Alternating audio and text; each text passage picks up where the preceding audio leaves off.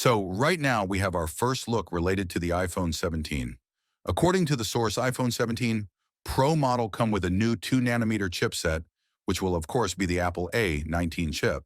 And this is going to be a record-breaking chip in itself. The chip is going to be manufactured by TSMC with a 15% performance increased and improved efficiency.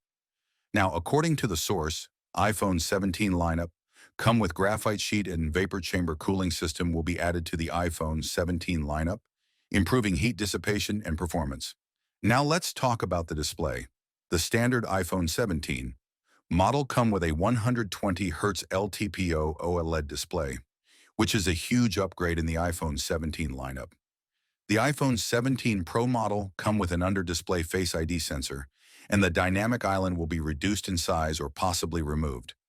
We've got news that Apple is going to be upgrading to a 48 megapixel periscope camera in the Pro models to increase the quality of the zoom shots, and that the selfie camera is also going to be getting upgraded to 24 megapixel.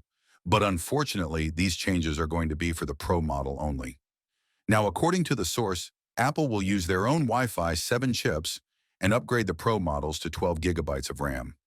We got the first look at the iPhone 17 Pro Max in specifically the new product red color that's been rumored to make its return. And again, it's important to note that these are not real and they're 3D renders that Elle have created based on the leaks, but they give you a good idea of what you can expect from the new iPhone with a new full-screen display and a punch-hole camera. Now, of course, it's likely that we'll get one new color, which is rumored to be the product red, but we did have a report of teal green and dark green titanium making appearances on the Pro models.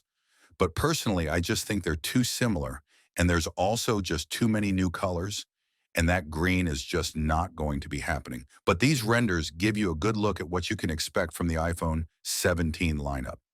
So if you like my video, give a thumbs up and subscribe,